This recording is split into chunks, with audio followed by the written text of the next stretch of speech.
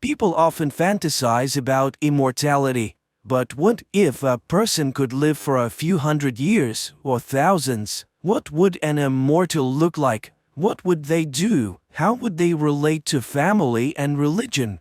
In 2007, director Richard Shankman attempted to explore these questions in the science fiction film The Man from Earth, and this fiction makes us contemplate the real. That's the case with John. There's a grave disorder. Is he serious? He is. The film begins with scenes of a 35-year-old man loading his belongings into the open bed of a pickup truck. Two cars approach his house. People step out of them. Dan, Sandy, Harry, and Edith. They are colleagues and friends of the main character, Professor John Oldman. They are puzzled. Why is he planning to leave and without saying goodbye? Dan jokes that he must be in a hurry to take over a chair at Stanford, and Harry shows a basket of food, regretting that they don't have enough time. Otherwise, they would have arranged something grand. Edith notices a painting near the car. She's in awe. It looks very much like a Van Gogh, but she's never seen it before.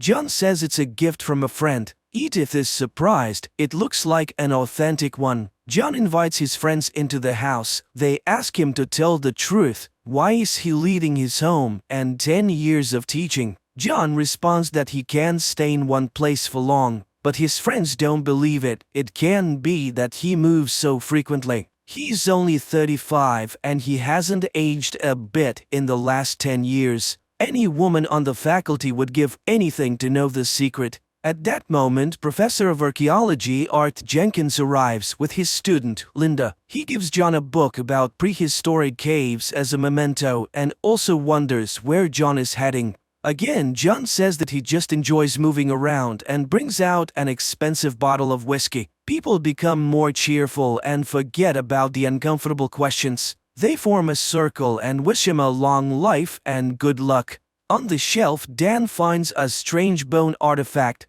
It's a flint knife, a silicon tool for carving wood and bone. The Cro-Magnons used it in the Paleolithic era. While the group examines the artifact, John suddenly asks, what do they think an Upper Paleolithic human would look like if they could have lived to the present time? Dan replies that, as Art's book says, he could be just like any of them, and if he had lived for centuries, he would have changed with each passing century, meaning that the Upper Paleolithic people had the same intelligence as modern humans, they just knew less. Linda is curious. According to the biologist, what would sustain his life? Biologist Harry says that it would require complete cell regeneration. It is believed that the human body is designed for a lifespan of around 190 years. Edith laments, as many would love to know the secret of eternal life. Harry responds that what is magic for one time is science for another. After all, Columbus and Copernicus were once considered mad. And then John reveals that he could have traveled with Columbus, but he isn't the adventurous type.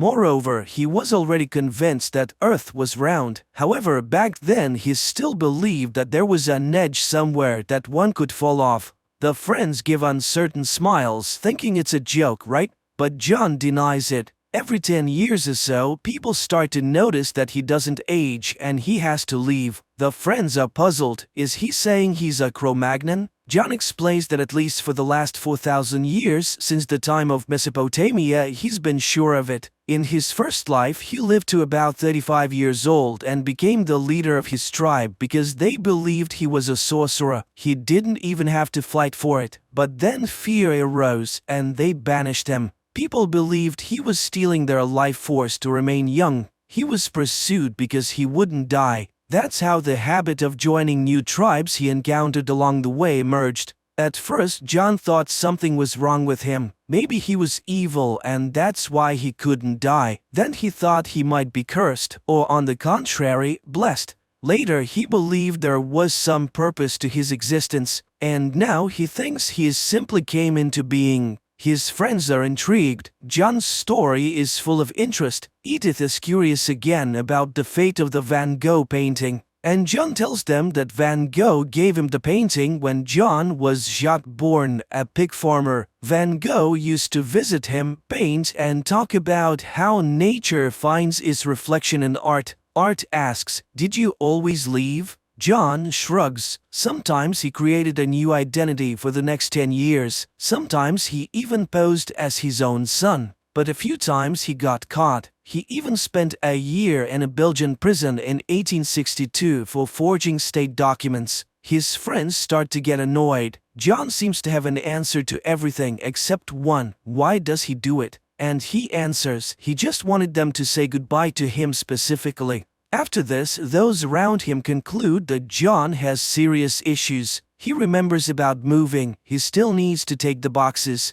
While the man is carrying his belongings, Harry tries to find hidden microphones or cameras. People just can't believe that what is happening is real. At the car, Sandy confesses her love to John. He says that she's not indifferent to him either. But now she understands what she's getting into, right? Because one day he'll be forced to leave. He cannot give her eternity. But she objects. What is eternity, and who has it? Her parents divorced even before she was born. Besides, there's death, illness, insurmountable circumstances. Nobody knows how much time they have, whether it's a lot or little. She loves him and will accept everything he can give her. John and Sandy return to the house. Their friends say that they still have more questions. For example, does he remember any of his native languages? The man replies that he remembers a little. Besides, they haven't changed much.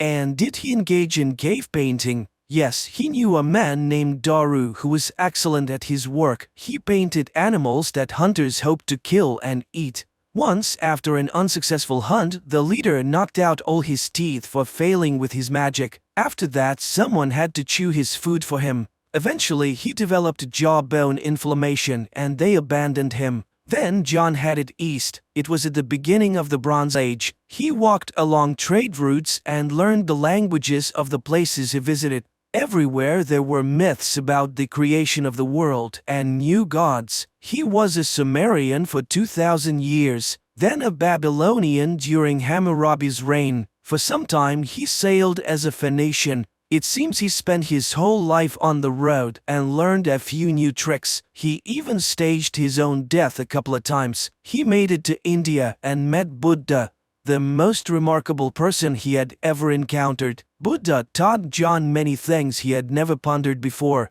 In the midst of the debate, Dr. Will Gruber arrives. The doctor says that there's absolutely no way for John to prove the truth of his story, and no way they could verify it. He's either their friend, or a caveman, or a liar, or a lunatic. The doctor is curious. In this extensive life being discussed, did he ever get sick? John answers affirmatively. Like everyone else, he had serious illnesses, perhaps pneumonia or other lung infections. He suffered from typhoid, yellow fever, and smallpox. He survived the bubonic plague, and it's even more horrifying than history tells. But he doesn't have any scars. Among the friends, a debate flares up, whether to believe John's stories or not. They contradict all their notions about nature. Dan is puzzled. A person with John's intellect would have studied a lot of things. John confesses he has 10 scientific degrees, including all those his friends have. He earned his biology doctorate at Oxford in 1840, but his achievements are just an excess of time, not brilliance. Suddenly, Dr. Will pulls out a gun. He asks John if he would survive if he is shot, but John never claimed he was immortal, just very old. The doctor is curious. What does John think about death? Is he afraid of it? John explains that ancient people thought about death, but they had a practical understanding. They stopped moving, fell, and never got up. Infections were incomprehensible. Aging was the biggest mystery. So at first, John thought that everyone around him was wrong. After all, they aged and died. And again, the friends ask, what is it like for a person when everyone they knew has died? The doctor asks John about his parents, but he says he only remembers glimpses. The doctor remarks that it's not surprising. He too remembers his father very vaguely. Will starts reasoning about what's fair and what's not. They will all die and he will keep on living. If that's true, it's not surprising that they might feel envy and even hatred. He accuses John. The others are outraged and try to stop the doctor, but he says that John is living an unjust life. Perhaps it's time for him to die. The doctor leaves, and then Harry informs everyone that Will's wife died yesterday, which is why he's so aggressive. John runs after his friend to apologize. Meanwhile, the others discuss John. The theory of illness comes up. John returns. The next question from his friends is whether there are others like him. The man admits that in the 17th century he met someone like him, and that person told him everything, confirming that he was just like John, but from a different time and place. They talked for 2 days and then parted ways. Edith asks if he believes in God. The friends become engaged as religious questions are close to everyone. Did he meet anyone from the Bible? Was he a part of religious history? Numerous theories are suggested. Edith is outraged, considering it blasphemy. John recounts that he once encountered Buddha and he liked what he heard. He had been contemplating the teachings for 500 years. Then he became Etruscan and infiltrated the Roman Empire. He didn't like how it turned into a massive killing machine. He went to the Middle East, thinking of passing on Buddha's teachings in a renewed form. He tried, but he was one dissident against Rome.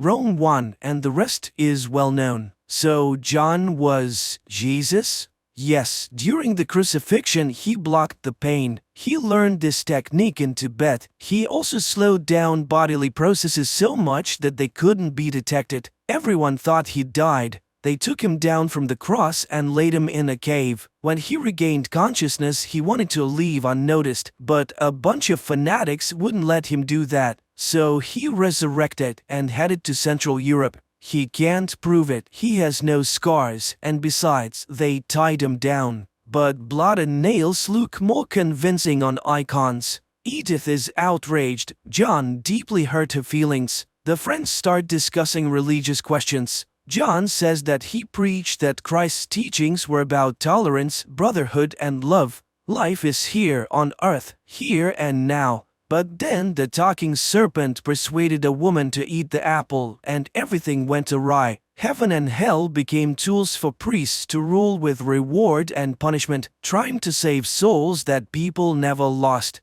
John observes rituals, ceremonies, processions, genuflections, the moans of singers and choirs, and he thinks this is not what he meant. At this time, Dr. Will returns. The debates about religion, Christianity, and piety continue. The friends racked their brains. Was it the fabrication, a mental disorder, drugs? But they can't find a solution. John completely baffled the 4 scientists. He continues to explain that religion is not what is happening now. The church grew out of fairy tales. Even the name Jesus grew out of John. He never claimed to be the Son of God. He wanted to share knowledge. He did not walk on water or resurrect the dead. The friends gather to leave, although they are excited by his story. Edith pleads again to say that he's not Jesus, and she starts crying. The lights come on. Will demands that he admit that it was all a joke, and then John confesses that it was just a story. Their outrage knows no bounds. But John says that they themselves pushed him to this thought. They said he doesn't age. Edith saw Van Gogh, then found the chisel. They themselves bought into his game, and he couldn't resist seeing how they would react to his words. After all, he had such a splendid audience. An anthropologist, an archaeologist, an expert in Christianity, a psychologist, and a biologist. Linda, standing in the doorway, asks if the name Oldman is a play on words, old man. The infuriated people leave except for Will. He stays in the room and John sees his friends off. Sandy asks, what other telltale names did he come up with for himself? And John starts listing. John Political, John Hermit, and about 60 years ago when he was teaching at Harvard, he was John Thomas Party. Will's voice is heard. Wait, 60 years ago? John Party? John turns to him and says that his mother's name was Nola. Will initially denies every word, but in tears he confirms Nola was his mum. But he can't believe it, and he asks for the name of their dog. John names it Woofy, and he asks if she got married again. Will says he feels cold, and John pities the old man. He was always cold. Will tries to touch his face. His father had a beard, and John confirms that he always checked if it was real. Will collapses. An ambulance and police car arrive at the house. They carry Will's body on a stretcher, covering it with a sheet over his head. Everyone leaves. Sandy asks if he has seen his adult child die before. John shakes his head. He gets into the car and drives away from the house. Sandy looks at him. The car stops at the bend. Smiling, she walks towards it. The Man from Earth is a very ambiguous movie. However, it makes you wonder. It raises very complex questions about morality, ethics, and religion. It is fascinating to follow the flight of human thought and to think, what if?